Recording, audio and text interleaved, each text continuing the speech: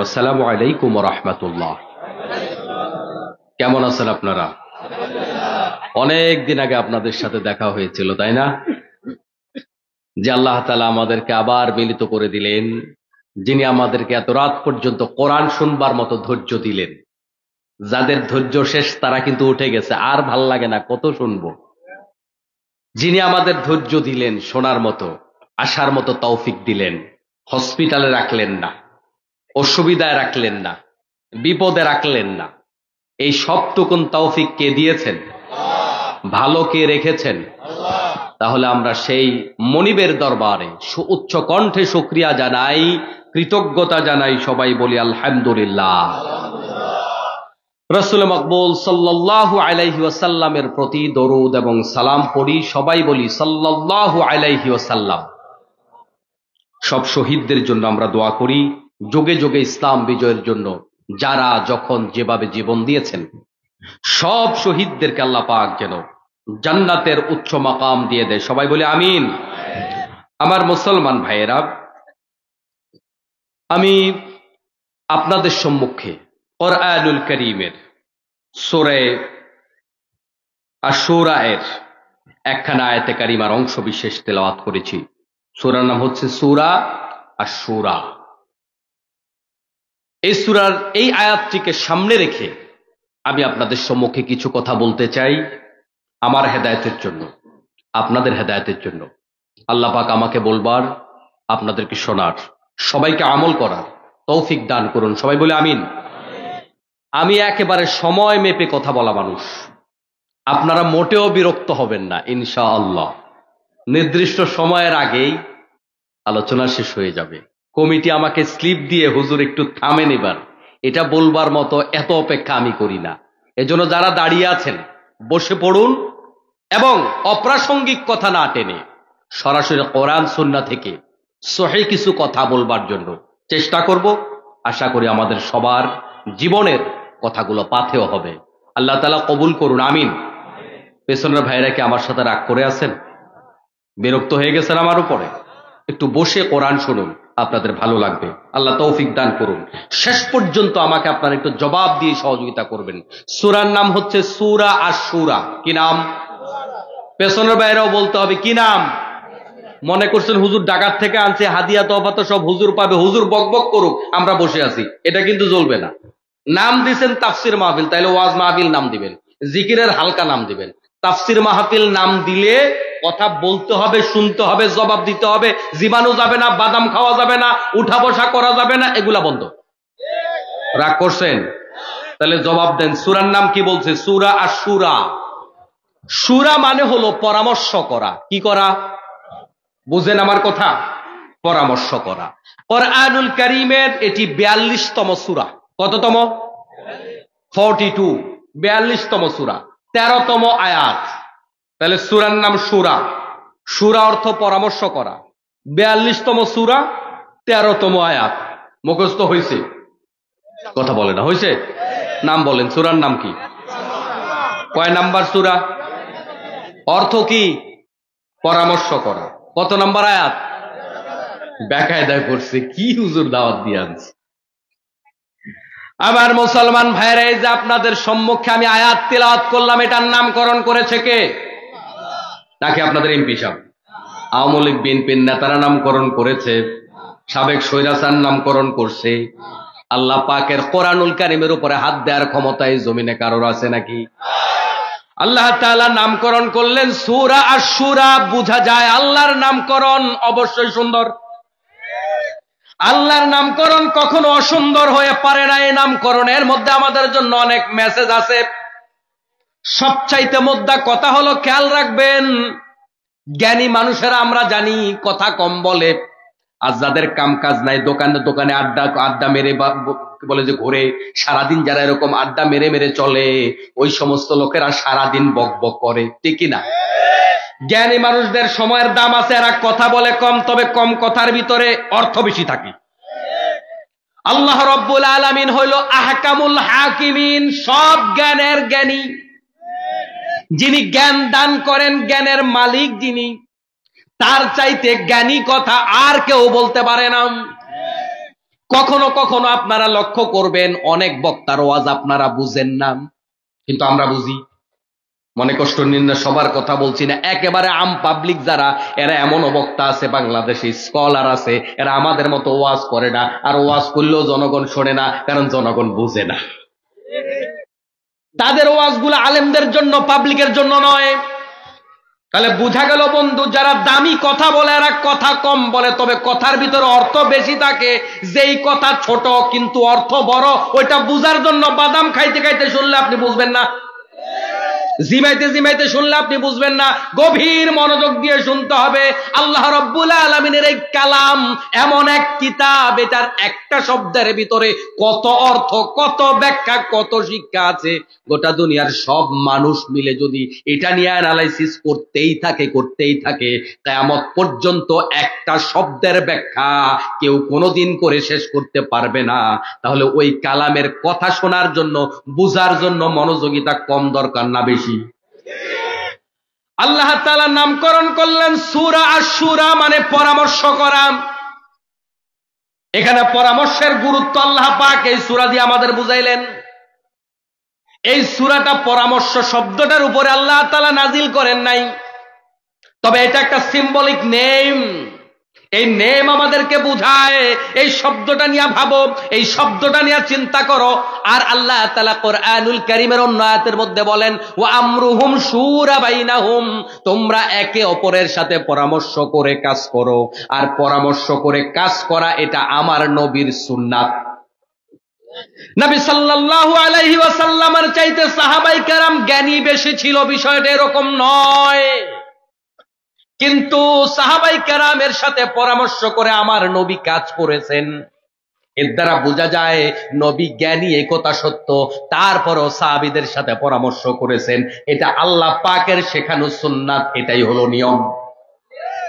তাহলে আপনি পরিবারের কর্তা হিসাবে পরিবারের কিছু কাজ করবেন, একটা ঘর দিবেন, কিংবা কোরবানি দিবেন, কিংবা আপনি আপনার বাচ্চাকে কোন প্রতিষ্ঠানে ভর্তি করাবেন, আপনি বাবা হিসাবে, আপনি কর্তা হিসাবে একক সিদ্ধান্ত নয়। আপনি আপনার ভাইয়ের সাথে পরামর্শ করুন, আপনার স্ত্রীর সাথে পরামর্শ করুন, আপনার সন্তান এখন বড় হয়েছে, সন্তানের সাথে পরামর্শ করুন। এখান থেকে এই শিক্ষা নেওয়া যায়। আপনি মেম্বার, এই ওয়ার্ডের আপনি অল ইন অল, আপনি এটা মনে করে জনগণের উপরে কোনো কথা চাপিয়ে দেবেন না। কোন একটা সামগ্রিক সিদ্ধান্ত নেয়ার ক্ষেত্রে জনগণের মতামত নেবেন, এটা এই সূরার শিক্ষা। আপনি চেয়ারম্যান, আপনার মেম্বারদের মতামতের ভিত্তিতে আপনি আপনার কার্যক্রম পরিচালনা করবেন, এটা এই সূরার শিক্ষা। আপনি বাংলাদেশের প্রধান, আপনি প্রধানমন্ত্রী হিসাবে রাষ্ট্র পরিচালনা করবেন, জনগণের ম্যান্ডেট নিয়ে রাষ্ট্র পরিচালনা করবেন, এক ন্যায়তন্ত্র চাপিয়ে দেবেন না, এটাই হলো এই সূরার শিক্ষা। এখন আপনি যদি মনে করেন জনগণ কি করে করুক, ওরা আমারে ভোট দেখ আর না দেখ, রাতে দেখ আর দিনে দেখ, দিলে দিল না দিলে নাই, আমি অল ইন অল, আপনি যদি এটা করেন তাহলে আপনি এই সূরার শিক্ষা নিলেন না। তাহলে সূরা আশ-শূরা আমাদেরকে শিক্ষা দিল, নামকরণটা শিক্ষা দিল। এক ন্যায়তন্ত্র কায়েম করা যাবে না, এটা পরিবারেও না, ওয়ার্ডেও না, ইউনিয়নেও না, দেশেও না, গোটা পৃথিবীতেও না, কোন জায়গায় এক ন্যায়তন্ত্র কায়েম করা যাবে না, এটা জুলুম। আর জুলুম করলে এটার পরিণতি আপনাকে ভোগ করতেই হবে, করতেই হবে। স্পেশালি দুইটা পাপের সাজা আল্লাহ রাব্বুল আলামিন দুনিয়াতে দিয়ে তারপরে তারে কবরে নিয়ে যায়। এক নাম্বার পাপ হলো, কোন ব্যক্তি যদি কারোর উপরে জুলুম করে, আল্লাহ এটার সাজা না দিয়া তারে কবরে নেয় না। আপনি গোটা পৃথিবীতে একজন জালেমের নাম বলতে পারবেন না, এটা পরিবার ভিত্তিক জালেম হোক আর রাষ্ট্রভিত্তিক জালেম হোক, কোন জালেমের নাম বলতে পারবেন না যেই জালেমরে আল্লাহ সাজা না দিয়া কবরে নিছে। একজনের নামও বলতে পারবেন না। যেহেতু একজনের নামও বলতে পারবেন না, অতএব আজকের মাহফিল থেকে প্রথম শিক্ষা হলো আমি জালেম হব না। রাজি আছেন? হাসরের মাঠে আল্লাহর নবী সাল্লাল্লাহু আলাইহি ওয়াসাল্লাম বলেন, আয-যুলমু যুলুমাতু ইয়াউমাল কিয়ামাহ, হাসরের মাঠে জুলুম ভীষণ অন্ধকার হয়ে দেখা দেবে। যারা জালেম তারা রাস্তা খুঁজে পাবে না। এজন্য আমরা মাজলুম যদিও হই, কেউ আমাকে গালি দিয়েছে, কেউ আমাকে কষ্ট দিয়েছে, কেউ আমাকে মিথ্যা মামলা দিয়েছে, কেউ আমাকে ঠকিয়েছে, কেউ আমাকে ওজনে কম দিয়েছে, কেউ আমাকে আঘাত দিয়েছে, আমি মাজলুম হয়েছি। তবে ওই জায়গা থেকে আমি আমার জায়গা পরিবর্তন করার পরে, দিন পরিবর্তন করার পরে, সুদিন আসার পরে আমি যেন জালেম হয়ে না যাই। তাহলে সূরা আমাদের শিক্ষা দিল আপনি মাজলুম হবেন, তবে জালেম হইতে পারবেন না। আপনি এতদিন মেম্বার ছিলেন না, এখন মেম্বার হইছেন। আগের মেম্বার আপনার উপর যে জুলুম করেছে, আপনি ওই জুলুম আমার শুরু করলেন। আগের মেম্বার আপনার ব্যবসা বাণিজ্য দখল দিয়েছে, আপনি মেম্বার হইয়া তার ব্যবসা বাণিজ্য দখল দিলেন। এটা সূরা আর সূরার শিক্ষা না। মাহফিল শুননা কানসুক করে বাড়ি গেলে চলবে না, কারণ আমার কণ্ঠ সুন্দর নাই। কানসুক কথা হবে না মিয়া, কথা বলছেন না? কানসুক করার মতো আজকে আমি করতে পারি, এমনিই তো আমার দেখলে পছন্দ হয় না, কথা বুঝেন। মাঝে মাঝে যদি এরকম হয়, লাইভ অনেক দূরে যদি হয়, ড্রাইভিং করে, আমি নিজে ড্রাইভিং করি মাঝে মাঝে, তো ড্রাইভিং করলে মাঝে মাঝে আমার ড্রাইভার যখন লম্বা জুব্বা গায়ে দেয়, পাবলিক আমার না গায়ে আমার ড্রাইভার রাগায় নেয়। হুজুর এটা পছন্দ হয় না। তো এজন্য আমার ওয়াজ শুনলে মন দিয়া যদি শোনেন, তাইলে হয়তো কিছু পাইতে পারেন। আমি তেমন কিছু জানি না। আর কণ্ঠস্বরের আশা করবেন হুজুরের চেহারা কত সুন্দর, তাইলে আমার কাছে কিচ্ছু নাই। আপনি কম্বল মুড়ি দিয়ে ঘুমান, কাজে লাগবে। তাহলে সূরার নাম কি বললাম, মনে আছে তো? তাহলে এখান থেকে শিক্ষা নিলাম, জালেম হওয়া যাবে। 2 নাম্বার, আল্লাহ রব্বুল আলামিন আরেকটা লোককে সাজা না দিয়া কবরে নেয় না, সেটা হলো পিতামাতার অবাধ্য সন্তান। পিতামাতার সাথে কেউ যদি বেয়াদবি করে, আল্লাহ তারে সাজা না দিয়া কবরে নেয় না। আখিরাতের সাজা তো তার জন্য আছেই। কোন জালেম সন্তানকে আল্লাহ তাআলা দুনিয়ায় সাজা না দিয়া কবরে নেয় না। এজন্য কখনো আজকের মাহফিল থেকে সিদ্ধান্ত নিলাম, কোনদিন পিতামাতার সাথে বেয়াদবি করব না। রাজি আছেন? কারা কারা রাজি আছেন? দুহাত তুলে আল্লাহকে দেখান। নারে তাকবীর, হাত নামান।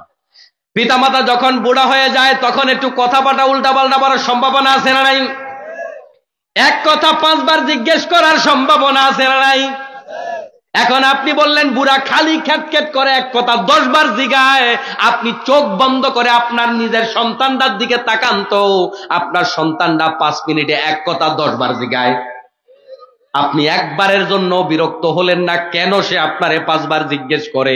এক কথা কেন 10 বার জিজ্ঞেস করে? আপনারে জিজ্ঞেস করলো বাবা এটা কি, যখন কথাবার্তা বলতে শিখেছে। পাপা এটা কি, আপনি বলছেন মোবাইল। আবার জিজ্ঞা এটা কি, বলছেন মোবাইল। আবার বলে এটা কি, আপনি বলছেন মোবাইল। 100 বার জিজ্ঞেস করলো তো আপনি বিরক্ত হন না? ঠিক তেমনি ভাবে আপনিও তো ছোটকালে আপনার বাবাকে এরকম 1000 বার জিজ্ঞেস করেছেন, আপনার বাবা তো বিরক্ত হয় নাই। কিন্তু আপনার বাবা যখন ছোট মানুষের মতো হয়ে গেল, এখন বুড়া হয়ে যখন অ্যাবনরমাল হয়ে গেল, আগের মতো ব্রেইন কাজ করে না, আগের মতো মনে থাকে না, এখন আপনি কেন বিরক্ত হবেন?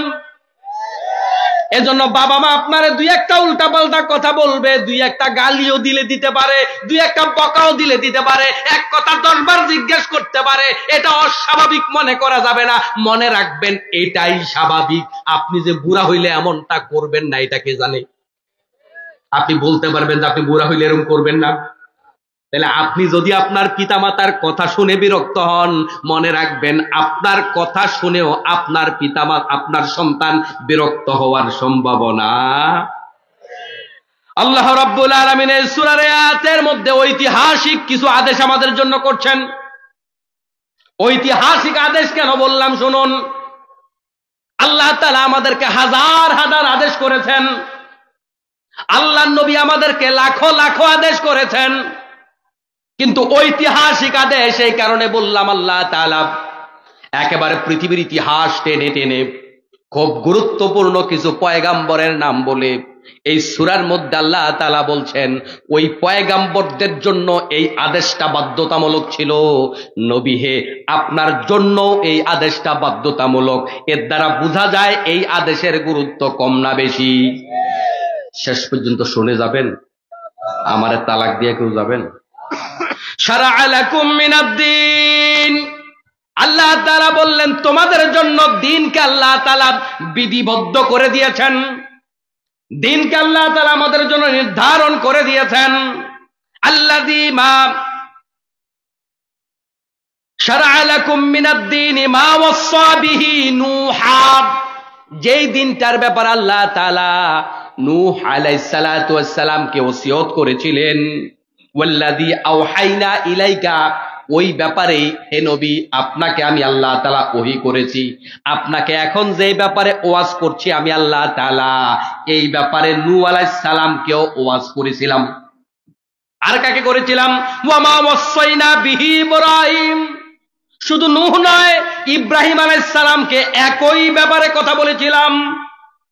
ওয়া মূসা ওয়া ঈসা, মূসা আলাইহিস সালামকেও আমি আল্লাহ এক ব্যাপারেই কথা বলেছিলাম। ঈসা আলাইহিস সালামকে একই ব্যাপারে কথা বলেছিলাম। আপনাকেও একই ব্যাপারে কথা বলছি। এর দ্বারা বোঝা যায় কথাটার গুরুত্ব কম না বেশি? যেমন ধরুন প্রিয় ভাইয়ারা আমার, বাজারে গেলেন কিছু একটা কেনার জন্য, দোকানে গিয়ে জিজ্ঞাসা করলেন ভাই এই জিনিসটা কেজি কত? দোকানদার বলল ভাই 200 টাকা কেজি। আপনি বললেন এটা হতেই পারে না, আমি তো কয়দিন আগে কিনছি 100 টাকা করে। আপনাকে দোকানদার বুঝাবার স্বার্থে বলল আজকে সকালবেলা মাহফিলের সভাপতি জামেদুল ইসলাম ভাইও 200 টাকা করে কিনা নিস। আপনার তাতেও বিশ্বাস হইল না। এখন দোকানদার কইতেছে আজকের যে প্রধান অতিথি উনিও কিন্তু সকালে কিনা নিছে 200 টাকা করে, তাতেও আপনার বিশ্বাস হইল না। এখন দোকানদার আরো 2 জন লোকের নাম বলে বলল ইমাম সাহেব কিনছে, আপনাদের মসজিদের মুয়াজ্জিনও কিনছে, জিজ্ঞেস করেন। এবার আপনার বিশ্বাস হয়েছিল? যখন পিছনের উদাহরণ টানা হয় তখন বর্তমান আদেশটার গুরুত্ব বেড়ে যায়। শুধু 4 জন নবীকে আল্লাহ তাআলা এই আদেশ করেছেন, বিষয়টা এরকম নয়, বরং 4 জন পয়গাম্বরের নাম, এমন পয়গাম্বরের নাম বলেছেন যারা সব পয়গাম্বরের মধ্যে সেরা পয়গাম্বর। লাখো লাখো পয়গাম্বর জমিনের মধ্যে এসেছে, এর মধ্যে 4 জনের নাম বলে আল্লাহ বুঝায়। এই 4 জন দিয়ে আমি আল্লাহ 4 জন বুঝাইনি, বরং এই জমিনে যত নবী রাসূল এসেছে সবাইকে আমি আল্লাহ তাআলা এই মৌলিক আদেশটা করেছি, আপনাকেও করতেছি। তাহলে এবার বুঝেন এটা উম্মতের জন্য কত জরুরি। সে আদেশটা কি? আর 4 জন নবীর নামই আল্লাহ তাআলা কেন বললেন, কারণটা কি? আদেশটা হলো আন আকিমুদ্দিন, জমিনের মধ্যে দিন কায়েম করে দাও, ওয়ালা তাতাফাররাকু ফি, এই ব্যাপারে কেউ কোন ধরনের মত পার্থক্য করো না। এই মাজলিসটাকে যদি আমরা একটা দরবার হিসাবে বিবেচনা করি, আপনি আপনার মতামত দেন, ওই পেছনের ভাই আপনার মতামত দেন, আপনি আপনার মতামত দেন, উনি ওনার মতামত দিবে, অনেকগুলো এজেন্ডা নিয়ে কথা হলো, এক এক ব্যাপারে 4টা 5টা 10টা মত আসছে। এই মত আসাতে সভাপতি মহোদয় কোনো রাগ করে নাই। আপনারা মতামত দেন, মতামত দিলে নতুন জিনিস আসে, এটা ভালো, আপনাদের উপর আমি সন্তুষ্ট, আপনাদের পরামর্শের ভিত্তিতে একটা সিদ্ধান্ত নিব। তবে স্পেশালি এই ব্যাপারটাতে কেউ কথা বলবেন না, এটা আমি সিদ্ধান্ত নিয়ে রাখছি। সব এজেন্ডা নিয়ে কথা বলবেন, তবে এই এজেন্ডা নিয়ে কথা বলবেন না। এর দ্বারা বোঝা যায় এটা ফাইনাল ডিসাইডেড, এই ব্যাপারে কারোর জন্য কথা বলা নিষিদ্ধ। আল্লাহ বললেন ও দুনিয়ার মানুষেরা, তোমাদের জন্য দিন কায়েম করা ফরজ করে দিলাম। আদম আলাইহিস সালাম থেকে শুরু করে শেষ জামানার নবী পর্যন্ত আমি শরীয়ত এক একজনকে এক এক রকম দিয়েছি। এক একজনের নামাজ এক এক রকম, এক একজনের রোজা এক এক রকম, এক একজনের হজ যাকাত এক এক রকম। কারোর শরীয়ত কারোর সাথে মিলে না। এক শরীয়তে ভাই বোনে বিবাহ করা জায়েজ, আরেক শরীয়তে ভাই বোনে বিবাহ করা হারাম। এভাবে শরীয়ত এক এক রকম, এক একজন এক এক ভাবে আমল করেছে। এই ব্যাপারে মত পার্থক্য আছে, এবং তোমাদের জামানায় শেষ জামানায় তো তোমরা এক ব্যাপারে একাধিক রকমের আমল করবা, এটা নিয়ে আমি আল্লাহর কোনো অসুবিধা নাই। যেমন ধরুন আমাদের সমাজের মধ্যে নামাজ অনেক রকমের পড়ার লোক আছে না নাই? হাত কেউ উপরে বাঁধে, কেউ মাঝখানে বাঁধে, কেউ নিচে বাঁধে, আবার মালিকি মাযহাবের লোকেরা এইভাবে ছাইরা দিয়া সোজা খাড়ায়া থাকে।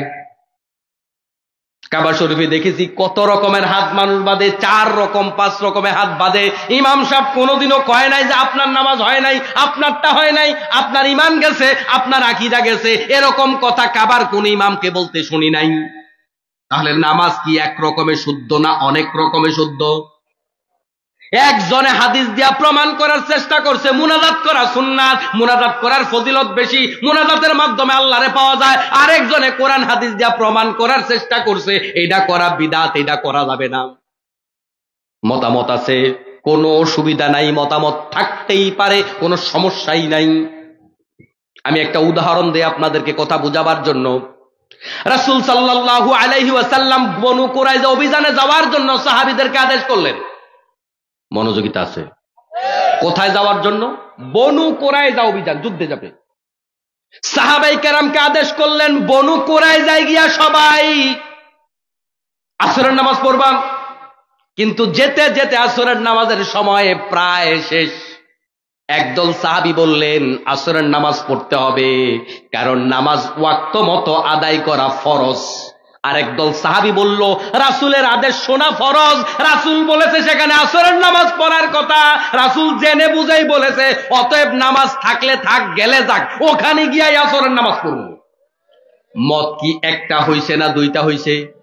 এবার সবাই মিল্লা রাসূলরে ফোন দিছে। ফোন আছে নাকি? ফোন আছে, ফোন দেওয়ার সুযোগ আছে। এখন কি করা যাবে? কই মত হয়েছে দুইটা, আমলে হয়েছে দুইটা। যে যেটা বুঝছে সে ওইটা আমল করছে। অর্ধেক আসরের নামাজ রাস্তায় পড়েছে, অর্ধেক বনু কুরাইজা গিয়া করেছে। এখন বলেন আমল কি একরকম হয়েছে না দুই রকম? দুই রকমের আমল করছে। কিন্তু কোন গ্রুপকে কয় নাই যে তোমরা খারিজি, তোমরা বিদআতি, তোমাদের আকীদা ঠিক নাই, এটা কেউ কারোরে কয় নাই। কিলাকিলি কইরা কেউ কারোর মাথা ফাড়ায় নাই, কিলাকিলি কইরা মসজিদ ভাগ করে নাই, কিলাকিলি কইরা মসজিদের নাম আহলে হাদিস মসজিদ, হানাফি মসজিদ দেয় নাই। কিন্তু আমল করছে দুই রকম। আমল হয়েছে দুই রকম, ঝগড়া নাই, বাড়াবাড়ি নাই। আল্লাহর নবীর কাছে যখন ফিরলেন প্রশ্ন করলেন ইয়া রাসূলুল্লাহ, সেদিনকার ঘটনা, আমরা তো দুই দল দুই রকমের আমল করছে হুজুর, এবার আপনি একটু সমাধান দিয়া দেন কোনটা ঠিক। রাসূল সাল্লাল্লাহু আলাইহি ওয়াসাল্লামকে প্রশ্ন করার পরে রাসূল কোনো জবাব দিলেন না। রাসূল জবাব না দেওয়ার অর্থ হইল যারা রাস্তায় আসরের নামাজ পড়ছো তোমাদেরটা যেমন ঠিক, যারা ওখানে গিয়ে আসর নামাজ মাগরিবের নামাজ একসাথে পড়ছো তোমাদেরটাও ঠিক। তাহলে ঠিক কি একসাথে একটা হইল নাকি দুইটা হইল? তাহলে আপনারা আমরা যারা বাংলাদেশে ঠেলাঠেলি করি যে একটার মধ্যে আসতে হবে, হুজুর সবচেয়ে সহি কোনটা হেনা কোন? আল্লাহর নবীর সাহাবায়ে কেরাম যদি একসাথে দুই রকমের আমল করতে পারে, বাংলাদেশে 6 রকমের আমল হবে, অসুবিধা নাই। হাদিসে থাকলেই হয়েছে, শুধু মারামারি করা যাবে না। কথা বুঝেন? আমার মুসলমান ভাইয়েরা, আমরা ঈদের নামাজ পড়ি 6 তাকবীরে, আবার অনেকে আছে 12 তাকবীরে পড়ে, আছে কিনা? এখন কেউ কেউ মতামত দেয় আমরা সাদাকাতুল ফিতর দেব টাকা দিয়া।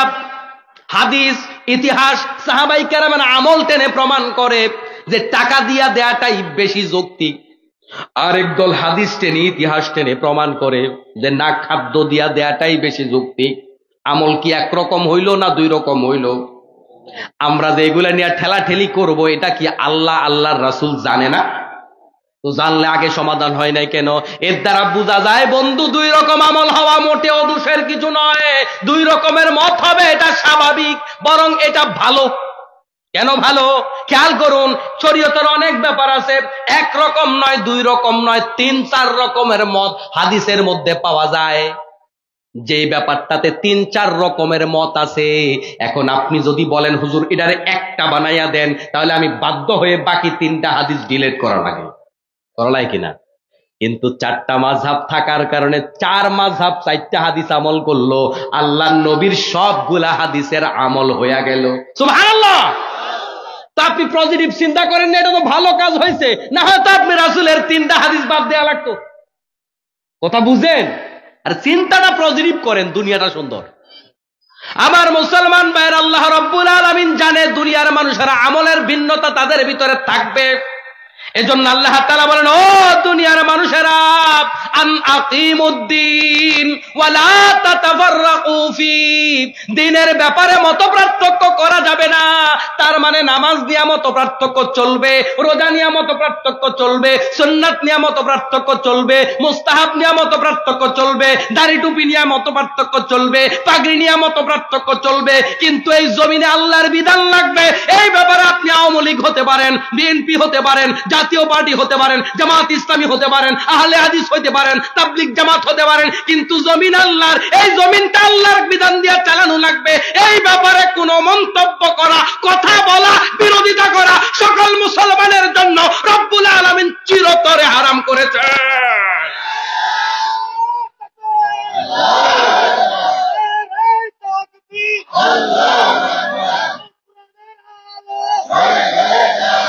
আমার মুসলমান ভাইরা, আল্লাহ রব্বুল আলামিন সব ব্যাপারে মত পার্থক্য এলাও করলেন। প্রিয় মুসলমান ভাইরা, আমাদের সমাজেও মত পার্থক্য আছে না নাই? এটা কি মিটানো সম্ভব? আচ্ছা, আমার সামনে যে সমস্ত দাড়ি পাকা লোকেরা বসে আছেন, এখানে হাজার হাজার মানুষ বসে আছেন, মা বোনেরাও শুনতেছে, চাচা এখানে বসে, চাচি ওখানে বসে, ভাই এখানে বসে, ভাবি ওইখানে বসে, সবাই কিন্তু ওয়াজ শুনতেছেন। আমার কাতারে যারা আছেন, বিয়ে শাদী করছেন, জীবনে একবারের জন্য চাচির সাথে ঝগড়া করেন নাই, কোন কোন আল্লাহর ওলি আছেন? হাত তোলেন। সব আমার কাতারে নাই, একটাও নাই। আমিও নাই, হাত আমিও উঠাই নাই। এখন বলেন, আমাদের ঘরে আমাদের সংসার ঠিকঠাক মতো চলে না? চলে না?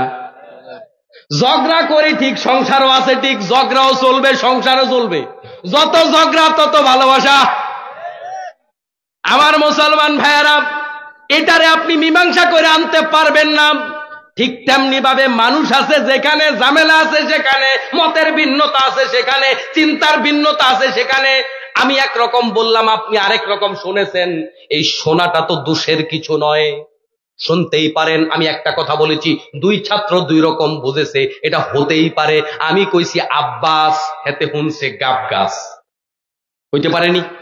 হাসির খোরাক দিচ্ছি না, হতে পারে তো। প্রিয় মুসলমান ভাইয়েরা, ডক্টর খন্দকার আব্দুল্লাহ জাহাঙ্গীর রাহিমাহুল্লাহ, তিনার কাছে দুই দল গেছে একসাথে। স্যার, অনেক ঝগড়া ফাসাদ করলাম, তারাবির নামাজ আমরা 8 রাকাতের পক্ষে, ওরা 20 রাকাতের পক্ষে, কত দলিল দিলাম, পাল্টা পাল্টি দলিল দিয়া কোনো সমাধান করতে পারি নাই, কিলাকিলি হয়ে গেছে, হাতাহাতি হয়ে গেছে। স্যার, এবার আপনি একটা সমাধান দেন, আপনি কোনটা ঠিক, 8 রাকাত ঠিক না 20 রাকাত ঠিক? স্যার কয়, 8 রাকাত তো হাদিসও আছে, 20 রাকাত তো হাদিসে আছে, তবে তোমরা যে কিলাকিলি করছো এটা হাদিসে নাই। তাহলে আমার মুসলমান ভাইরা, বোঝা যায় মত পার্থক্য থাকাটা অন্যায় নয়। আজ থেকে আর বাড়াবাড়ি করবেন? ওরা আমিন জোরে বলছে, ওরা মসজিদ থেকে বের করে দে, এরকম বলার মতো ইমাম আছে না নাই? এটা করবেন না। আবার আপনি খেয়াল করবেন, যেখানে যেই আমলটা চলে ওটা যদি শরীয়ত সম্মত হয়, তার ব্যতিক্রম পারতপক্ষে করবেন না। এতে সৌন্দর্য, সমতা এগুলা রক্ষা হয়। কথা কি বুঝতে পেরেছেন? তবে বাড়াবাড়ি করেন না। এরপরও যদি কারো মন টানে যে না, আমার কাছে এইটাই বেশি সহি লাগে, তারটা তারে করতে দেন। কথা কি বুঝতে পেরেছেন? প্রিয় মুসলমান ভাইয়ের, আল্লাহ রাব্বুল আলামিন বললেন দিন কায়েম করো। এখন দিনটা কি? আল-ইয়াউমা আকমালতু লাকুম দীনাকুম ওয়া আতমামতু আলাইকুম নি'মাতি ওয়া রাদিতু লাকুমুল ইসলাম দীনা। আমরা আল্লাহকে প্রশ্ন করলাম, আল্লাহ দিন কারে কয়? দিন কি হিন্দুদের 12 মাসে 13 পূজা করার মতো কিছু অনুষ্ঠানাদি পালন করার নাম কি দিন? দিন কি শুধু নামাজ পড়ার নাম? দিন কি শুধু আনুষ্ঠানিকতা করার নাম? দিন কি শুধু ওয়াজ মাহফিল কিংবা ঈদের দিনে সুন্দর সুগন্ধি মেখে গায়ে জামা কাপড় পরে মুসলমানের মতো সাজলাম, এটা কি দিন বলে? আমরা আল্লাহকে প্রশ্ন করি, আল্লাহ জবাব দেয়, এরকম খন্ড খন্ড ছোট খাটো কিছু বিষয়কে মিলাইয়া তোমরা দিন পালন করবে, এটা দিন নয়। বরং দিন হলো আল-ইয়াউমা আকমালতু লাকুম দীনাকুম ওয়া আতমামতু আলাইকুম নি'মাতি ওয়া রাদিতু লাকুমুল ইসলাম দীনা। আজ আমি আমার দিনটাকে পরিপূর্ণ করে দিলাম, আমার নিয়ামতকে পরিপূর্ণ করে দিলাম। এর মানে হলো তোমার গোটা জীবনের জন্য যা কিছু দরকার সব কিছু যেটার ভিতরে আছে, এটার নাম হলো দিন। দিন ঠুনকো কোনো বিষয় নয়। কিন্তু আমরা কোন দিনের অনুসারী? আমাদের দিন এবং অন্যান্য দিনের মধ্যে পার্থক্য আছে। আওয়ামী লীগ একটা দিন, বিএনপি একটা দিন, জাতীয়তাবাদ একটা দিন, তারপরে কি বলে যে হিন্দুইজম একটা দিন, বুদ্ধিজম একটা দিন। পৃথিবীতে যত ধর্ম আছে, যত ব্যক্তিগত আদর্শ আছে, প্রত্যেকটা আদর্শ এক একটা দিন। কিন্তু আমরা কোন দিনের অনুসারী? আমরা ওই দিনের অনুসারী যেই দিন আল্লাহ পূর্ণ করেছেন, যেই দিনের ভিতরে সব কিছু পাওয়া যায়। আপনি যাকে আদর্শ মানেন, প্রিয় মুসলমান ভাই, কারো হৃদয়ে আঘাত দেওয়ার জন্য কথাগুলা বলছি না, আপনি যাকে আদর্শ মানেন তার রাতের চরিত্র আর দিনের চরিত্র কি একরকম?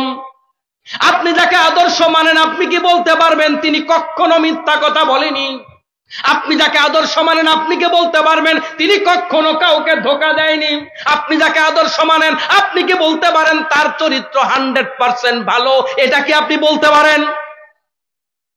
তাহলে আপনাকে আমাকে এমন মানুষকে নেতা মানা উচিত যার জীবনে কোনো ভুল নাই, যিনি কখনো একটা বারের জন্য মিথ্যা কথা বলেনি, যিনি কখনো কারোর উপরে কখনো জুলুম করেনি, যিনি গোটা জীবনে একটা প্রতারণা করেনি, যাকে গোটা দুনিয়ার মানুষ বিশ্বাস করে আল আমিন নামে ডেকেছে। এমন মানুষকেই তো নেতা বানা উচিত যার জীবনে ভুল নাই, যাকে নেতা মানলে দুনিয়াও শান্তি আখিরাতেও মুক্তি, ঠিক কিনা? আল্লাহর নবী বলেন, মান তাশাব্বাহা বিকাউমিন ফাহুয়া মিনহুম, যে যার সাথে সম্পর্ক রাখে সে তাদের অন্তর্ভুক্ত। এমনকি হাসরের মাঠে প্রত্যেকটা বনি আদমকে তার নেতার সাথে ডাকা হবে। ইয়াউমা নাদউ কুল্লা উনাসিম বিইমামিহিম, হাসরের মাঠে আল্লাহ তাআলা প্রত্যেকটা বনি আদমকে তার নেতার সাথে ডাকবেন। আমি বলেছি নাকি আল্লাহ বলেছে? মাহফিলটা মন দিয়ে উপভোগ করুন, চোখ দুইটা বন্ধ করেন। আপনি কাকে নেতা মানেন? এমন সমাজে কিছু লোক আছে যেই মানুষগুলা, ধরুন আওয়ামী লীগ করে তাকে মানুষ চিনে, জামাত করে তাকে মানুষ চিনে, তাবলিগ করে তাকে মানুষ চিনে, বিএনপি করে তাকে মানুষ চিনে, বাম দল করে তাকে মানুষ চিনে, কিন্তু এমন কিছু চালাক মানুষ আছে দুনিয়ার কারো কাছে কয় না কোন দল করে, কেউ জানে না। এখন আল্লাহ রাব্বুল আলামিন বলছে প্রত্যেকটা বনি আদমকে আমি তার নেতার সাথে ডাকবো। আপনি যতই জনগণকে বলেন আপনি নিরপেক্ষ, আল্লাহ বলছে নেতার সাথে ডাকবো। তার মানে আপনার মনের মণিকোঠায় কেউ না কেউ নেতা আছেই। আপনি জনগণের কাছে বলেন নাই, কিন্তু আল্লাহ জানে আপনার নেতাকে। আপনার হৃদয়ে কাকে জায়গা দিয়েছেন সেটা আল্লাহ তাআলা বের করে আনবেন। ও মুসলমান, গতানুগতিক মাহফিল নয়, আপনার বিবেকটাকে প্রশ্ন করেন। আপনি তো জানেন দুলার সাথে যে আচরণ শ্বশুর বাড়িতে করে, বরযাত্রীদের সাথে একই আচরণ করে। দুলারে যদি খাসি বড় দেয় আপনারে অন্তত ছোটটা দিবে, কিন্তু দুলারে যদি লাঠি দিয়া দৌড়ানি দেয় আপনারে মুরগির রান দিবে। এটা কি আপনি আশা করতে পারেন? কোন কারণে যদি কথা কাজে না মিলে দুলা যদি দৌড়ানি খায়, আপনি নিশ্চিত থাকেন আপনার আরো খবর আছে। সামনের লোকের সাথে আচরণ যা হয়, পিছনের লোকের সাথে আচরণ তা হয়। শেখ হাসিনাকে দাওয়াত দেওয়ার পরে তার জন্য মেহমানদারি যেটা করে, তার ড্রাইভারের জন্য মেহমানদারি সেইটাই থাকে। কামিল পাশ কইরা, বিশ্ববিদ্যালয় পড়া, সরকারি মাদ্রাসায় পড়া, কওমি মাদ্রাসায় পড়া, এরপরে ওয়াজ করার জন্য আইছি। আমারে মুরগির রান যা খাওয়ায় আমি কই যে আমি খাওয়ার জন্য আসি নাই, ওয়াজ করার জন্য আইছি। তুই গাড়ি চালাইছিস, তুই বেশি করে খা, এতে আমার চেয়ে বেশি খায়। বুঝেন নাই কথাটা? তাহলে প্রিয় মুসলমান ভাইরা, আমার জন্য যা ব্যবস্থাপনা, আমার সাথে যিনি সহকারী থাকবেন, আমার যিনি ড্রাইভিং করবেন, তার জন্য সমান মেহমানদারি। 10 জন চোরকে যদি একসাথে থানার পুলিশ গ্রেফতার করে, ওই 10 জনের সাথে কোনো কারণে যদি 11 জন পায়, পুলিশ কি মনে করবো 11 নম্বরটা আল্লাহর ওলি? কেমন পুলিশ বুঝা নিবে 11 নম্বরটাও চোর। মুসলমান ভাই, আল্লাহ রাব্বুল আলামিন কোরআনুল কারীমের মধ্যে বলেছেন, ইয়াউমা নাদউ কুল্লা উনাসিম বিইমামিহিম। আমি ধরে নিলাম আমার সামনে যারা বসে আছেন, কেউ জীবনে হারাম খান নাই, কেউ মিথ্যা কথা বলেন নাই, কেউ মানুষকে ঠকান নাই, কেউ ওজনে কম দেন নাই, কেউ মানুষের সাথে প্রতারণা করেন নাই, কেউ নামাজ কাজা করেন নাই, সবাই তাহাজ্জুদ গুজার আমি ধরে নিলাম, সবাই জান্নাতি মানুষ আমি ধরে নিলাম। কিন্তু বিষয়টা যদি এরকম হয় যে আল্লাহ পাক আপনাকে ডাকলো, ওই নেতা গমসোর, তাহলে আপনার সাথে ফেরেশতা আচরণটা কি ভালো করবে না খারাপ করবে? আপনি মিলান। বিষয়টা যদি এরকম হয়, নেতা মানুষের জমি দখল করেছে, নদীর পার দখল করেছে, আল্লাহ রাব্বুল আলামিন তার নবীর মাধ্যমে জানায়া দিলেন, হাসরের মাঠে যেই ব্যক্তি জায়গা দখল করবে, ওই জায়গা 7 স্তবক, বিজ্ঞান যেটাকে 7 স্তবক বলেছে, জমিনটা 7টা স্তরে আছে, ওই 7 স্তবক জায়গার মাটি সবটা মাথায় উঠে দেবে।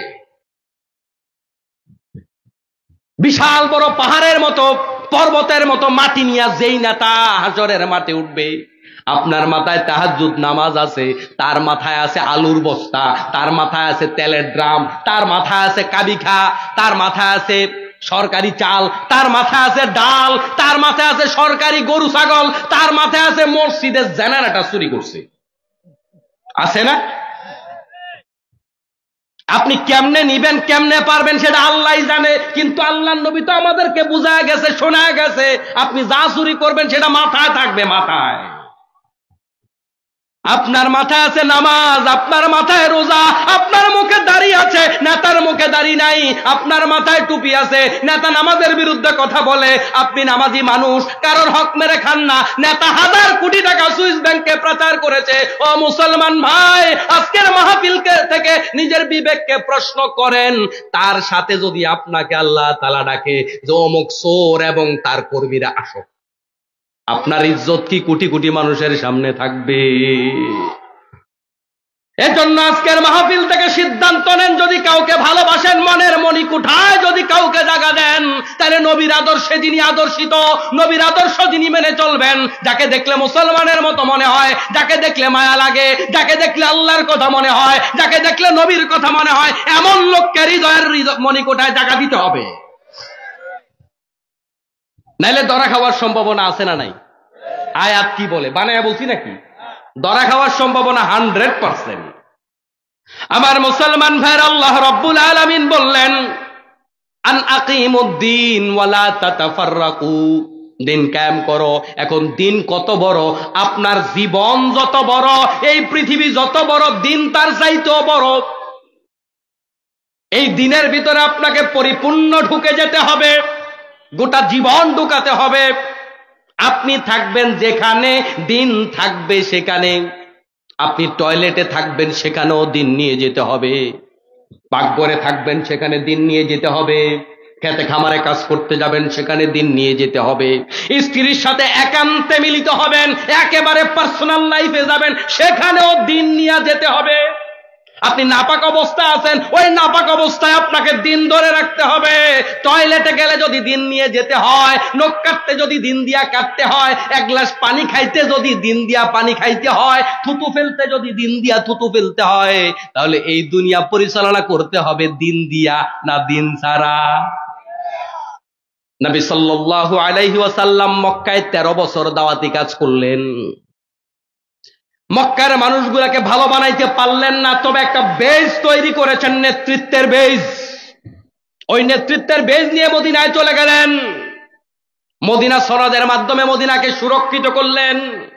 প্রথম সংবিধান, পৃথিবীর লিখিত সংবিধান তৈরি করলেন। এর মাধ্যমে রাজনৈতিক দূরদর্শতার পরিচয় দিয়ে আল্লাহর নবী হয়ে গেলেন ওই মদিনার নেতা। সুবহানাল্লাহ। 10টা বছর নেতা ছিলেন। ওই 10 বছর আল্লাহর কোরআন দিয়া সমাজ চালাইছে, নাকি নিজের মন মস্তিষ্ক গড়া আইন দিয়ে অথবা আবু জাহেলের আইন দিয়ে সমাজ চালাইছে? আল্লাহর আইন না আবু জাহেলের আইন? আল্লাহর নবী রাষ্ট্রপ্রধান ছিল না ছিল না? তাহলে রাষ্ট্রপ্রধান হওয়ার দরকার কি ছিল? প্রশ্ন জাগে। তিনি নবী হিসাবে আসছেন, রাষ্ট্রের দায়িত্ব নেওয়ার দরকার কি ছিল? নিশ্চয়ই দরকার আছে। দরকার না থাকলে তিনি এটা করতেন না। কারণ আমার নবী সাল্লাল্লাহু আলাইহি ওয়াসাল্লাম এমন একটা কাজও গোটা জীবনে করে নাই যেটার দরকার নাই। একটা কথা জীবনে বলে নাই যেটা আল্লাহ তাআলা বলে নাই। যা বলেছে সবগুলা ওয়াহি। আল্লাহ তাআলা যা বলেছেন সেটাই আল্লাহর নবী আমাদের কাছে পৌঁছিয়েছেন। মা ইয়ান্তিকু আনিল হাওয়া ইন হুয়া ইল্লা ওয়াহয়ুন ইউহা।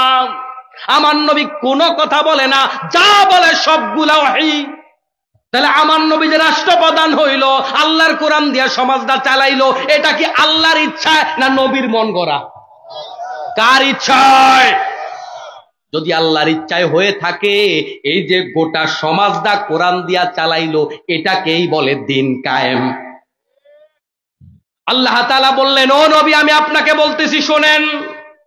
আমি ইব্রাহিম আলাইহিস সালামকে কিন্তু কথা এটা বলছিলাম, মুসাকে বলেছিলাম, ঈসাকে বলেছিলাম, নূহকে বলেছিলাম, আপনাকেও বলছি, ওই দিন কায়েম করেন। আপনার মাধ্যমে ওই পঞ্চগড়ের লাখো লাখো মানুষকে শুনিয়ে যাই, সবগুলা মানুষের জীবনের মৌলিক দায়িত্ব হলো এই জমিনের মধ্যে আল্লাহর বিধান কায়েম করা। এই ব্যাপারে কোনো ধরনের মত পার্থক্য চলবে না। অন্য ব্যাপারে মত পার্থক্য, আপনি আপনার মতো নামাজ পড়েন, আমার কোনো বক্তব্য নাই। আপনি আপনার মতো অন্যান্য ইবাদত গুলা করেন, আমার কোনো বক্তব্য নাই। কিন্তু এই জমিনটা যে আল্লাহর বিধান দিয়া চালাইতে হবে, এই ব্যাপারে মত পার্থক্য করা নিষিদ্ধ। তাহলে আপনারা যারা মাহফিলে শরীক হয়েছেন, মা বোনেরা যারা শুনছেন, এই ব্যাপারে মত পার্থক্য করা জায়েজ না হারাম? কিন্তু এখন কথা হলো, ভাই কাজটা কি সোজা না কঠিন? কঠিন। কত কঠিন ওইটা বুঝার জন্য আল্লাহ তাআলা 4 জন নবীর উদাহরণ দিলেন। আমি 4 জন নবীর জীবন থেকে কয়েকটি কথা বলে আলোচনা শেষ করব। এই মুরব্বী উঠছে কেন? এক মুরব্বী দিয়া তো একেবারে মোস্তাক ফজি সাহেব গোটা বাংলাদেশ গরম করে দিছে, তাই না? যাক, মুরব্বী ছাড়া কারোর উঠতে দিয়েন না। আল্লাহ তাআলা বললেন, নূহকে আমি আল্লাহ তাআলা ওহী করছিলাম, নূহ থেকে শিক্ষা গ্রহণ করো। নূহ আলাইহিস সালাতু ওয়াস সালাম, তার নাম তো আমরা সবাই জানি নূহ, কিন্তু বন্ধুগণ শুনে রাখেন, তার আসল নাম কিন্তু নূহ নয়। তার আসল নাম হলো আব্দুল গাফফার। এই আব্দুল গাফফার থেকে নূহটা কেন হলো, আসল নামটা কেন পরিবর্তন হলো? আল্লাহর নবী সাল্লাল্লাহু আলাইহি ওয়াসাল্লামের নাম পরিবর্তন করে তার গুণের কারণে যেমন আল আমিন হলো, এই আব্দুল গাফফার থেকেও ঠিক তেমনি ভাবে নূহ হলো। নূহ মানে হলো ফোফায়া ফোফায়া কাদা।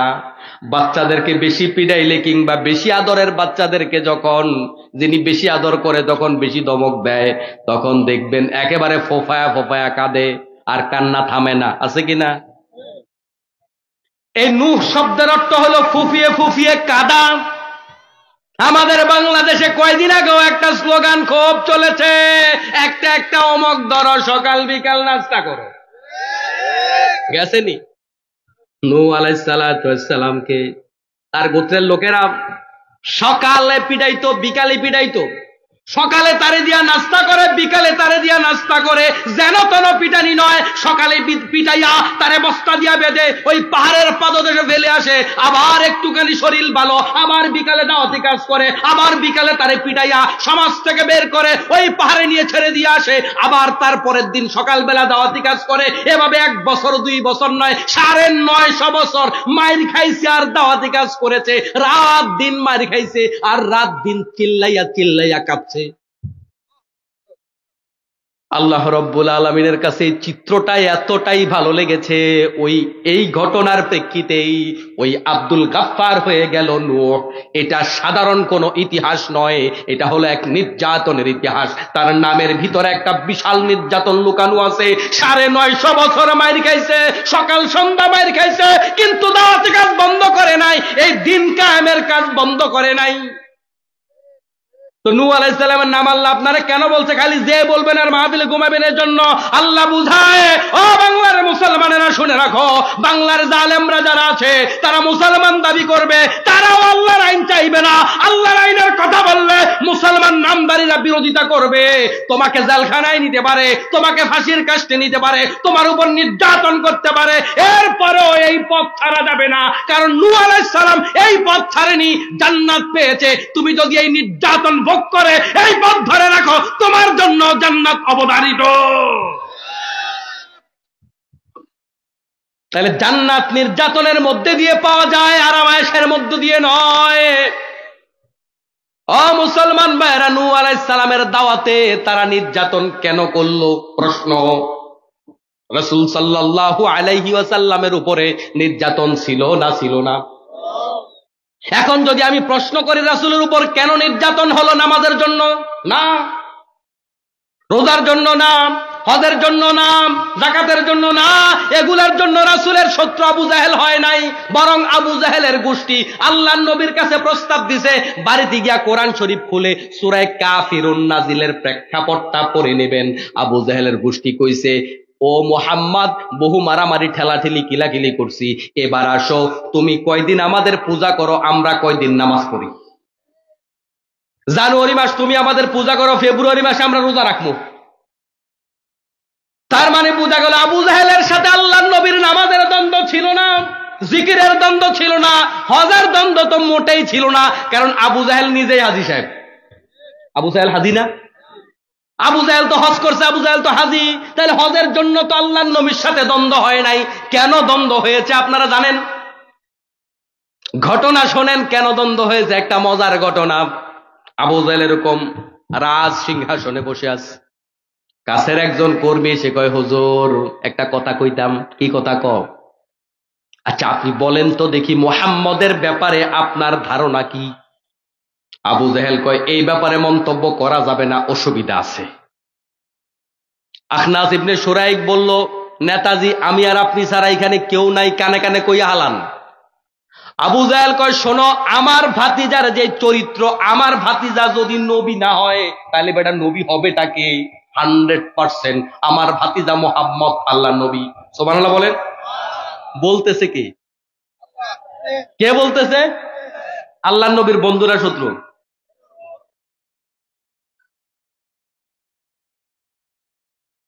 এখন আজীবন বিরোধিতা করে, সকালে বিরোধিতা, দুপুরে বিরোধিতা, বক্তৃতায় গালাগালি, আছে না নাই? এত গালাগালির পরে বলতেছে মুহাম্মদ আল্লাহ নবী। আখনাস ইবনে শুরাইক কয়, হুজুর আমি তো বহু আগে জানি, আপনি ডরে কই না। যেহেতু আপনি আপনার মুখে স্বীকার করছেন, চলেন না আমরা মুহাম্মদের কাছে গিয়া ইসলামটা কবুল করি। আবু জাহেল কয়, না। কেন না? আপনি তো স্বীকার করলেন। শোন বেটা, আমি যা বুঝি তুই তা বুঝিস না। আমি যদি মুহাম্মদকে এখন নেতা মানি, তাহলে তুই বল দেখি এই চেয়ারের মালিককে? আমি তো হইলাম কর্মী। মুহাম্মদ যদি নেতা হয়, আমি তো মক্কার নেতা, তাহলে এই চেয়ারের মালিক কে? কয় মুহাম্মদ। আবু জাহেল কয়, বেড়া এইটাই তো সমস্যা। নামাজ রোজা সমস্যা নাকি? আল্লাহর নবী যদি খালি নামাজ রোজার কথা বলতো আবু জাহেলকে, আবুল হাবকে, আবু জাহেল কইতো, মুহাম্মদ তুমি মক্কায় গিয়ে ইমামতি করো, টাইলস দা লাগে সব আমি দিব। কথা বুঝেন নাই? আরে মিয়া, মসজিদের ইমামতি নিয়ে আবু জাহেলের সাথে সমস্যা আছে নাকি? মাহফিল নিয়ে সমস্যা আছে নাকি? আমি তো আমার এলাকায় দেখি, গোটা বাংলাদেশে দেখি, অনেক হিন্দু ভাইরাও তো আইসা মাহফিলে বসে না? অনেক হিন্দু ভাইরা মাহফিলে দান পর্যন্ত করে। আসলে মসজিদ, মক্তব, মাদ্রাসা, মাহফিল, নামাজ রোজা এগুলা সমস্যা নয়। আসল সমস্যা আবু জাহেল যেটা কইছে ওইটা। এই যে বাংলাদেশের প্রেক্ষাপটে দেখবেন, আমরা যখন মঞ্চে উঠি, হঠাৎ করে কোন নেতারা এসে বলে, হ্যাঁ হুজুর হুজুর রাজনৈতিক বক্তব্য দিয়েন না, বলে কিনা? অথচ সে পাশে খাড়াইয়া ভোট খায়। তো আপনি রাজনৈতিক বক্তব্য দিতে পারলে আমি পারবো না কেন? এটাকে যদি তাফসীর মাহফিলি মনে করেন, এখানে যদি রাজনৈতিক বক্তব্য দেওয়া নিষেধ মনে করেন, তো আপনিও দিয়েন না। আপনি দেন, আবার আমারে মানা করতেছেন। ঘটনা কি? কথা কি বুঝেন? আসলে সবাই বুঝে, মোল্লারা যা বলে এটা সত্য কথা।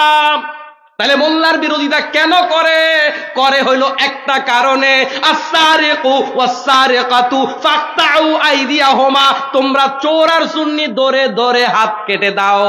বাংলাদেশের এই নেতারা এক একজন সুইস ব্যাংকে হাজার হাজার কোটি টাকা পাচার করেছে। ওরা জানে হুজুররা যেই ওয়াজ করে, কোরআনে যেই কথা আছে, কোন কারণে যদি হুজুররা এই পঞ্চগড়ের জনগণকে বুঝাইতে সক্ষম হয়, জনগণ যদি সেই কথা মেনে নেয়, আর সেই কথা আর কাজ যদি মিলে যায়, 151 জন যদি এরকম ওই আইনের পক্ষের লোক সংসদে পাঠায় দেয়, আর যদি তারা আল্লাহর আয়াত এটা সংসদে কার্যকর করে, তাহলে আমরা যারা বক্তৃতা দিয়েছি, জনগণ আমাদের ফুলের মতো চরিত্র কইছে, আমাদের প্রত্যেকটা নেতার হাত কাটা যাওয়ার সম্ভাবনা আছে। ওই হাত কাটার ভয়ে মোল্লাদের বিরোধিতা করে। হেরা ইসলাম বুঝে না। আপনি কি মনে করেন মিয়া এমপিগিরি করে, মন্ত্রীগিরি করে, চেয়ারম্যান মেম্বার, ওরা আয়াত এটা বুঝে না? আপনি মনে করছেন আবু জাহেল ইসলাম বুঝেই ইসলামের বিরোধিতা করেছে? আজকের জামানায় যারা আমাদেরকে এগুলা বলে, ওরাও ইসলাম বুঝে, শুধু বিরোধিতা করে হাত কাটা যাওয়ার ভয়ে।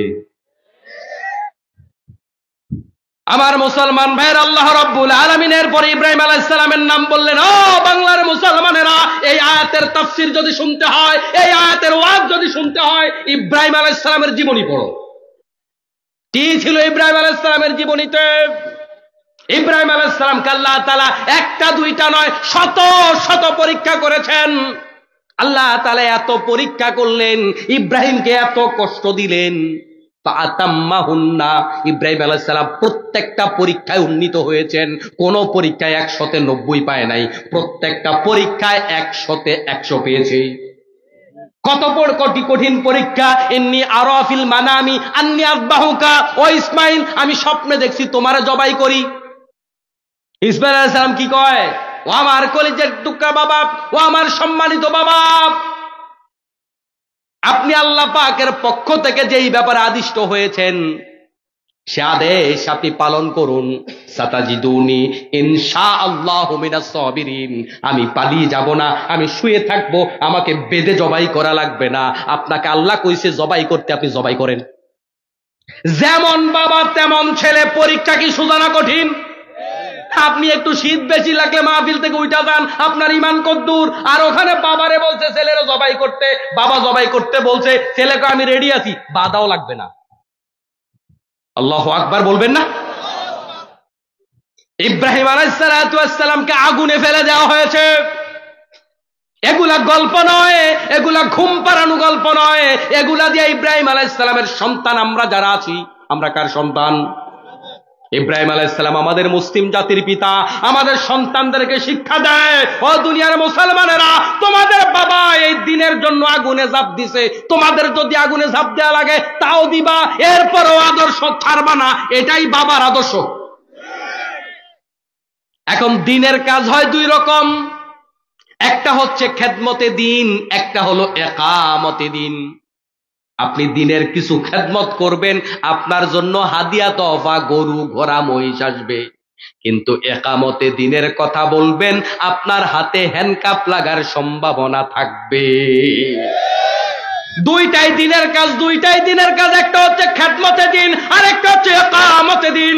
দিনের খেদমত করবেন, নামাজের দাওয়াত দিবেন, রোজার দাওয়াত দিবেন, তালিম করবেন, কোনো অসুবিধা নাই। কিন্তু যখন বলবেন আলা লাহুল খালকু ওয়াল আমরু, আরবিতে কইলেও অসুবিধা নাই, যখনই বাংলা অনুবাদ করে কইবেন আল্লাহ কইছে কোরআন শরীফে, সৃষ্টি যার, আইন নাকি তার চলবে।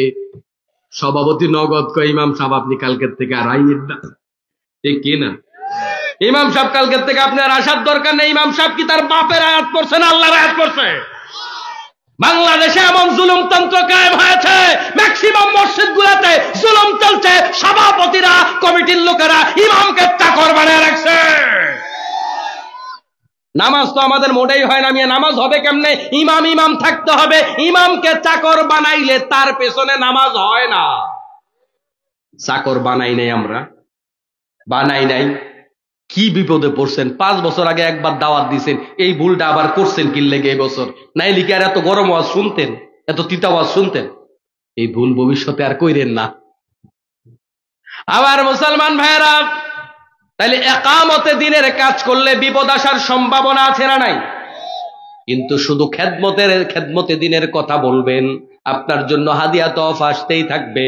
দিনের বিজয়ের কথা বললে একটা শ্রেণী স্বার্থের নিশি যারা, তাদের মনে কষ্ট লাগবে, তারা আপনার শত্রু হয়ে যাবে। তারপরেও এই দিনের কাজ করতে হবে, কারণ আলোচনার শুরুতে বলেছি, আল্লাহ বলেছে সব ব্যাপারে মত পার্থক্য চলবে, সব ব্যাপারে কম্প্রোমাইজ চলবে, এই ব্যাপারে কোনো কম্প্রোমাইজ নাই। আল্লাহ কম্প্রোমাইজ করে হারাম করেছে, তাহলে আমরা কম্প্রোমাইজ করতে পারবো?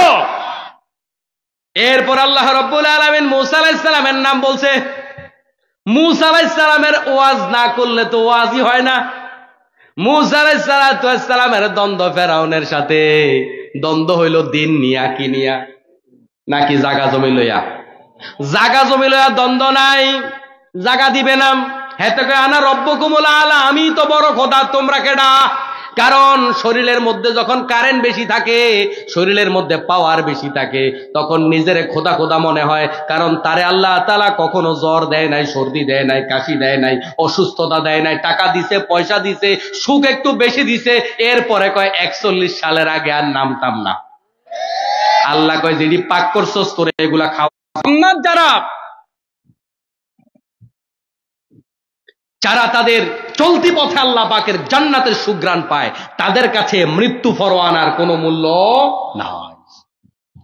তাহলে মূসা আলাইহিস সালামের গল্প আপনাদেরকে আল্লাহ পাক শোনাচ্ছেন একটু মজা পাওয়ার জন্য। কেমন মজা পাওয়ার জন্য বলুন? আল্লাহ বুঝায় এখান থেকে ইমানের চার্জ নাও, ইমানের স্পিড নাও। মূসা আলাইহিস সালাম চারদিক থেকে সেনাবাহিনী ঘিরে ফেলেছে, পেছনে আছে সাগর, তারপরেও ভয় পায় নাই, কয় আল্লাহ বাঁচাবে। আল্লাহ বাঁচাইছে না বাঁচায় নাই? এর দ্বারা বোঝা যায় আল্লাহ বাঁচানোর জন্য কোন রাস্তা লাগে না। এটার প্রমাণ বাংলাদেশ নিজে। আল্লাহ বাঁচাবার জন্য কোন রাস্তা লাগে না। জালেমও মনে করছে আমরা আছি, যারা মাজলুম তারাও মনে করছে ওরা কোনোদিন যাবে না, কিন্তু যাবে যে। জালেমও জানে না, মাজলুমও জানে না, এক মুহূর্তের মধ্যে গেম হয়ে গেছে। এর দ্বারা বোঝা যায় বন্ধু, বাঁচার মতো পথ না থাকলেও আল্লাহ বাঁচাইতে আমাদের পারে। মূসা আলাইহিস সালাম থেকে তোমরা স্পিড নাও। তারপর আল্লাহ তাআলা বললেন ওয়া ঈসা আলাইহিস সালাম থেকে স্পিড নাও। ঈসা আলাইহিস সালাম এই দিন বিজয়ের কথা বলে বিপদে পড়ছিল। দাওয়াতে দিনের কথা কইতো তাইলে আর বিপদ পড়তো না। বিপদে এমন পড়া পড়ছে, তারে ঘরের মধ্যে আটকাইছে খুন করার জন্য। বাঁচার কোন রাস্তা আছে? ঘরে তো আটকায় ফেলছে। আল্লাহ কয় বাঁচার রাস্তা লাগবে না, কোন রাস্তা থাকাও লাগবে না, আমি আল্লাহ ঈসাকে স্বয়ং আসমানে উঠায় লইলাম, যা। আল্লাহু আকবার বলবেন না? আমার মুসলমান ভাইয়ের, আল্লাহ রাব্বুল আলামিন এই দিন বিজয়ের ওয়াজ করলেন এই আয়াতের ভিতরে। সাহাবাই কেরাম দিন বিজয়ের কাজ করলেন, মায়েরা তাদের সন্তানকে দিনের রাস্তায় বিলিয়ে দিলেন। যাদের ছোট্ট সন্তান আছে তাদের সন্তানগুলাকে আল্লাহর নবীর কাছে নিয়ে হাজির করলেন। ইয়া রাসূলুল্লাহ, আমার ছেলে যুদ্ধ করতে পারবে না, আমার ছোট্ট ছেলেটাকে আপনার হাতে নিয়ে তাকে ডাল হিসাবে ব্যবহার করবেন, আপনার গায়ে যেন একটা তীরও না পারে, তীরের আঘাতে আঘাতে আমার সন্তান যেন জর্জরিত হয়ে শহীদ হয়ে যায়। আমার সন্তানটাকে আপনার জন্য কোরবান দিয়ে দিলাম। উহুদের প্রান্তরে চারদিকে যখন প্রচার হয়ে গেল কদ কুতিলা মুহাম্মদ, মুহাম্মদ হত্যা হয়ে গেছে, এক সাহাবা, মহিলা সাহাবা দৌড়াচ্ছে আর বলছে আমার নবী নাকি খুন হয়ে গেছে। এক লোক বলতেছে তোমার স্বামী হত্যা হয়েছে, মহিলা বলছে কে হত্যা হয়েছে আমি জানতে চাই না, আমার রাসূল কেমন আছে বলো। সামনে যাওয়ার পরে বলতেছে তোমার সন্তান খুন হয়ে গেছে। সে মহিলা বলছে কে খুন হয়েছে আমি জানতে চাই না, আমার সন্তানের কি হয়েছে আমার প্রশ্ন নয়, আমার প্রশ্ন হলো আমার রাসূল কেমন আছে। এটা হলো রাসূলের প্রতি ভালোবাসা। এজন্য আজকের মাহফিলে যারা এসেছেন ভাইয়েরা, আজকের মাহফিলে যারা এসেছেন বোনেরা, ভাইয়েরা নির্যাতিত হবে, বোনেরা সেখান থেকে তাদেরকে শেল্টার দেবে, ভালোবাসা দিবে, আন্তরিকতা দিবে। তাদের ভালোবাসায় আন্তরিকতায় মুজাহিদরা তাদের ইমানি শক্তিতে বিজয় ছিনিয়ে আনবে, এই বাংলাদেশে খোদার রাজ কায়েম করবে। একজন মজলুম মুজাহিদকে একজন বোন যদি চায়, একজন মা যদি চায়, তাকে সাহস দিয়া ভালোবাসা দিয়া শহীদের জন্য উপযুক্ত করতে পারে। আর একজন মা যদি চায় তার স্বামীটাকে টর্চার করে করে, মিথ্যা কথা বলে, ছলনা করে, প্রবঞ্চনা দিয়া, প্রতারণা দিয়া একটা স্বামীকে মানসিক টর্চার করে মেরে ফেলবে, এটাও একটা মহিলার পক্ষে সম্ভব। মা খাদিজা রাদিয়াল্লাহু তাআলা আনহা, আল্লাহর নবী যখন জিব্রাইলকে দেখে এসে এমন ভয় পেলেন, গায়ে জ্বর এসে গেল, মা খাদিজাকে বললেন আমারে কম্বল দিয়ে ঢেকে দাও। মা খাদিজা এমন মহিয়সী রমণী, ইয়া রাসূলুল্লাহ ভয় পাবেন না, কিচ্ছু হবে না, আপনার ক্ষতি কেউ করতে পারবে না, আপনি কারোর ক্ষতি করেন না। মা খাদিজার কথা শুনে আল্লাহর নবীর কলিজাটা বড় হয়ে গেল। নবুয়তের এই বিশাল সফরে আল্লাহর নবীর জন্য যারা সাহস জুগিয়েছে, সবচাইতে বেশি সাহস যিনি জুগিয়েছেন তিনি হলেন মা খাদিজাতুল কুবরা। সুবহানাল্লাহ। তাহলে বাংলাদেশে ইসলাম বিজয়ের জন্য আমাদের মায়েদের ভূমিকা আছে না নাই? এজন্য পেট পিঠ খুলে খুলে রাস্তায় হাঁটতে হবে, তখন পেট থেকে এক একটা আল্লাহর ওলি বের হবে না ডিপজল বের হবে। এজন্য পর্দা পর্দা মতো থাকার দরকার আছে না নাই? শুধু হুজুরদের বউরা পর্দা করবে, বাকিদের আর পর্দা লাগবে না। হ্যাঁ, মা বোনেরা শুনতেছে? এবার একটু মন খারাপ করবে যে ওয়াজ তো এবার আমাদের মাথার উপরে দিয়ে গেছে। ও মুসলমান ভাইয়েরা, বছরের পর বছর ওয়াজ শুনে লাভ নাই। একটা মাহফিলে যাবেন, সেখান থেকে কথাগুলা শুনবেন, সিদ্ধান্ত নিয়ে বাড়ি যাবেন। আজকের মাহফিলে যারা এসেছেন সিদ্ধান্ত নিয়ে বাড়ি যান, আজ থেকে 5 ওয়াক্ত নামাজ ছেড়ে দেব না। আগামী বছরের মাহফিলে আপনি আসতে পারবেন না, আসার কোনো গ্যারান্টি নাই। এই পাশের বাজারে আপনাদের যে দোকান আছে, কাপড়ের দোকান, আপনি তো জানেন না সেখানকার কাপড়ের দোকানে কিন্তু আপনার কাফনের কাপড় চলে এসেছে। আপনাদের এই বাজারে কাফনের কাপড় কিনতে পাওয়া যায় না, তবে এই কাফনের কাপড় সবগুলা ঢাকার মানুষের জন্য। ঢাকার জন্য? কার জন্য? তবে আমার সামনে যারা আছেন, দূর থেকে দোকান থেকে যারা শুনছেন, অন্তত আপনাদের কাফনের কাপড়গুলা এখনো বাজারে আসে নাই। আসে নাই না? আপনাদের গুলো আসে নাই? আসে নাই? আসছে? সম্ভাবনা আছে, তবে সেটা আগামী 2-4 মাসে আপনার বাড়িতে আসবে না। আসতে পারে, সম্ভাবনা আছে মনে করেন? তাহলে কি আগামী রোজায় নামাজ ধরবেন না আজ থেকে ধরবেন? আজ থেকে ধরবেন। কারা পারবেন 2 হাত তুলে আল্লাহকে দেখান একটু। নারে তাকবীর! আল কোরআনের আলো। আল্লাহ তুমি আমাদের হাতগুলা কবুল করো।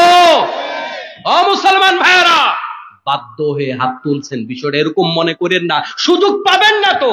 আজকে হাত তোলার কারণে কালকে আপনার হৃদয়ে নাড়া দিবে। গতকালকে ওয়াদা করছিলাম, ইস হুজুরের সাথে কথা বলছি, নামাজটা পড়া দরকার, আপনার হৃদয়ে দাগ কাটবে, ধাক্কা দিবে, এই জন্য ওয়াদাটা করাইছি। এই হাজারো মানুষ যদি নামাজি হয়ে যান, সমাজে বৈপ্লবিক পরিবর্তন হবে, তখন এই মাহফিল গুলা সার্থক হবে। কতগুলা টাকা কালেকশন করলেন, মসজিদের উন্নয়ন করবে, মসজিদ 10 তলা হইলে আপনার কি হয়েছে? মসজিদের কিচ্ছু হয় নাই, আপনি জান্নাতে গেছেন, এটা সফলতা। মসজিদ 20 তলা করছেন, আপনি জাহান্নামে গেছেন, আপনি ব্যর্থ মুমিন। কথা বুঝেন? খালি মসজিদ মসজিদ মসজিদ দিয়া জান দিয়া ফালাইতেছি, নিজে নামাজ পড়তেছি না, লাভ কি? লাভ কি? এই বছর থেকে আর রোজা ছেড়ে দিব না, কারোর 1 পয়সার হক মেরে খাবো না। পারবেন? ওয়াদা করেন, 1 পয়সার হক যতদিন বেঁচে থাকবো আল্লাহ উপাস থাকবো, সুটকি দিয়া খাবো, ডাল দিয়া খাবো, খাবো না 3 বেলায় 2 বেলা খাবো। ও আল্লাহ, তোমার কাছে আজকের মাহফিল থেকে তৌফিক চাই, যতদিন বেঁচে থাকবো কোনোদিন হারাম খাবো না। পারবেন? কারা পারবেন? সাহস করে হাত তোলেন তো। আল্লাহ তুমি আমাদের হাত কবুল করো, আমিন। মা বোনেরা, স্বামীটাকে আমার 3টার জায়গায় 6টা কিনা দাও 3 পিস। ভাবির পাশের বাড়ির ভাবির 8টা আছে, আমার কেন 7টা? এগুলা বলে বলে স্বামীটাকে হারাম খাইতে বাধ্য করবেন না। সন্তানগুলাকে মানুষ বানান, আল্লাহওয়ালা বানান, দিনদার বানান, জীবন পরিবর্তন করুন। দাড়ি রাখেননি ভাই, দাড়িটা রেখে দেন। আপনি অ্যাক্সিডেন্ট হয়ে মারা যাবেন, মানুষ আপনার কাপড় খুলে চেক করবে মুসলমান না হিন্দু। ও মুসলমান ভাই, হাসির খোরাক দিচ্ছি না, হাসির ওয়াজ আমি করতে জানিও না। দাড়ি রেখে দেন, জীবন পরিবর্তন হবে, জীবনে বরকত আসবে। একদিনের জন্য কখনো মিথ্যা কথা বলবো না, ওজনে কম দেব না, খাদ্যে ভেজাল দিব না, মানুষকে ঠকাবো না। আজকের মাহফিল সার্থক। মানুষকে ঠকাবেন? ঠকাবেন? যৌতুক খাবেন, এটা একটু চলে হুজুর, এটা সমাজে চলে। খাবেন? নিজের ছেলে কি মেয়ের বাবারা তো বিপদে পড়ছে, বাধ্য হয়ে দেয়। যারা ছেলের বাবা আছেন, যারা যুবক আছো, তোমরা আজকের মাহফিলে শপথ নাও, আমার শ্বশুরকে আমি 1 আনার জন্য চাপ দেব না। মায়েরা বাবারা যারা আছেন, বৌমাকে 1 আনার জন্য খোটা দেবেন না। আজকের মাহফিলে শপথ নেন, আশপাশের সকল বাড়ির লোকেরা যৌতুক নেবে, আমি নেব না। আমি যৌতুক ছাড়া বিয়ে করব। পারবেন? পারবেন?